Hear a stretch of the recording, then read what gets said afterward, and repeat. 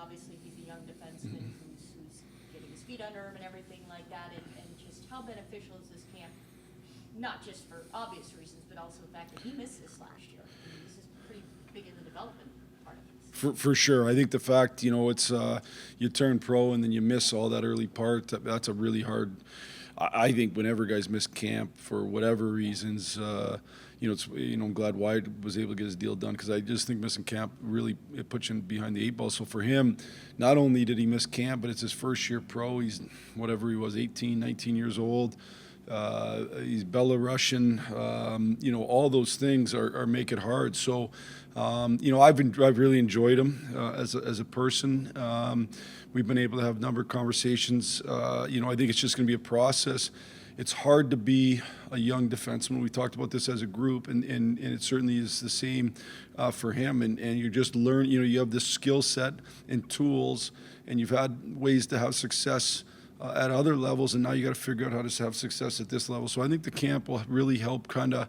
The other thing I'd say about Artie is, like anybody, when you feel comfortable, you're more confident and you react faster. When you're not sure what to do, generally that can freeze you up a little bit. And so the more he's able to go through these practices and really learn our system, so he doesn't have to think about them, then he can just use his physical assets, which are great.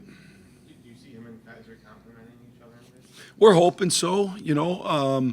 I think Kai's does a good job of kind of talking to him and helping him.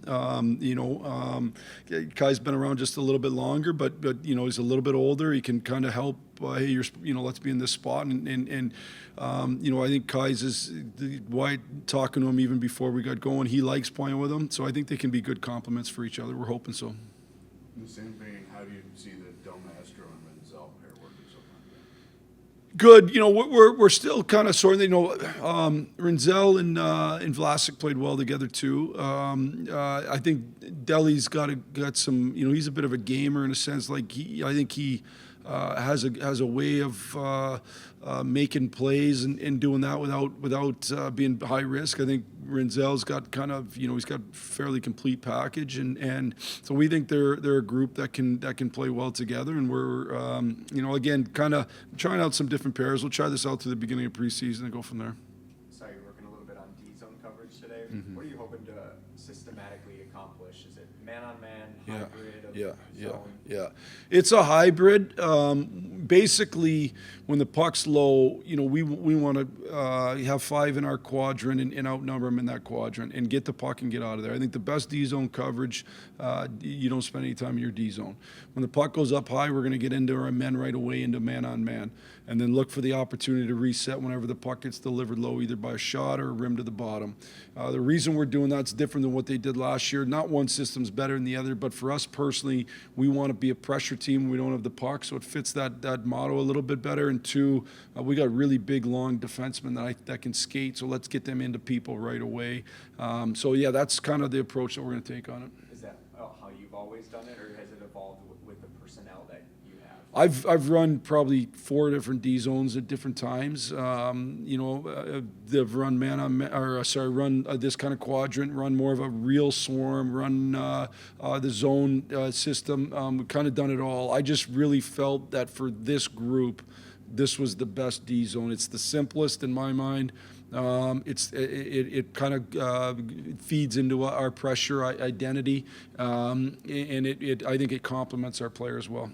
Just from covering this team last year, it seems like the young defensemen, especially, just chasing guys behind the net and often leaving that home plate area open. Are there certain principles that you try to, come out with the young defense do? Yeah, there's still a read. Like we'd like to, I understand what you're saying, and there's issues on that. When we want to pressure, but when you lose that pressure, to me, that's an opportunity to reset and certainly protect that net area, And so learning how to hold for a second, let other guys recover. We talk about stick and feet, meaning you build a wall with your stick and feet so that puck can't get through you. And then as we recover, now reestablish our pressure. So that's something that we'll have to continue to work on. We're not there yet. It was D-zone it'll be a little while for us to really get good at it, and need to be good at it by the time we play Florida, though. I talked to Reichel today, and obviously Davison said that this was sort of a proven camp for him. after day 3? What do you make of his performance so far? Probably too early to say one way or the other. I've liked Reichs. Got to know him a little bit as a guy. I like him. He's got a good personality. He's a talented player.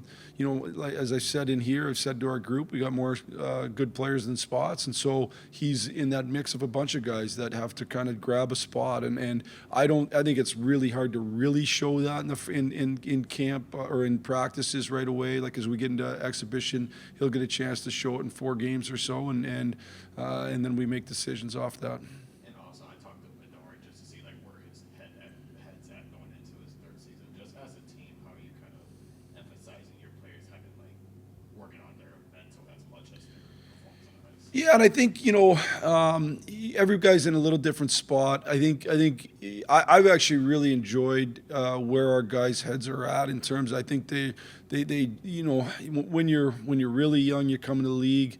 You're probably not as comfortable as when you've been in the league a few years, and so I just think guys are getting a little bit more comfortable in the expectations, in their roles, and all that kind of stuff. It's certainly an important piece of it. I think confidence is an amazing thing. Confidence matters a ton.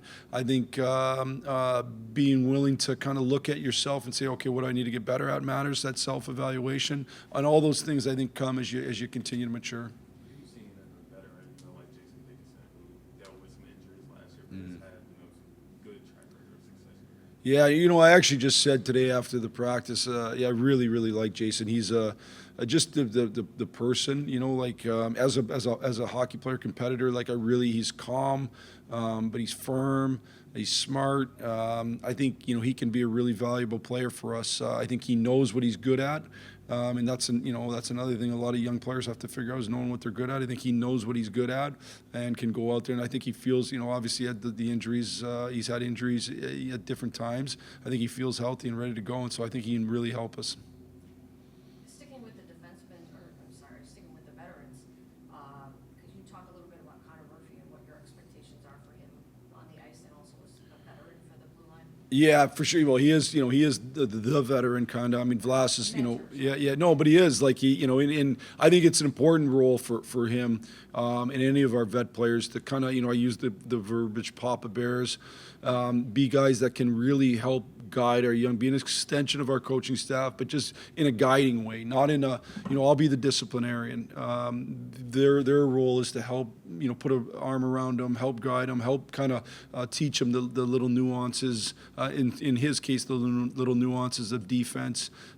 He's, he'll get an opportunity to, right now he's playing with Vlasic. If you're on that pair, you're going to spend a lot of time kind of shutting down the other team's best. They'll get an opportunity to kind of do that as well, and we'll see who fills that role best. But he's been a good defender for his career. I coached him at the World Championships, my first World Championship a number of years ago, and I walked away and really liked him. I think he's smart. He's got really, really good defensive habits. He knows his limitations in a sense that he doesn't try to do more than he should. He moves the puck to the open guy and defends well. So that will be the expectation for him. What a guy like Korchinski, who really focused in on his defense last year, how do you kind of bring out that offensive aggression and just be more assertive?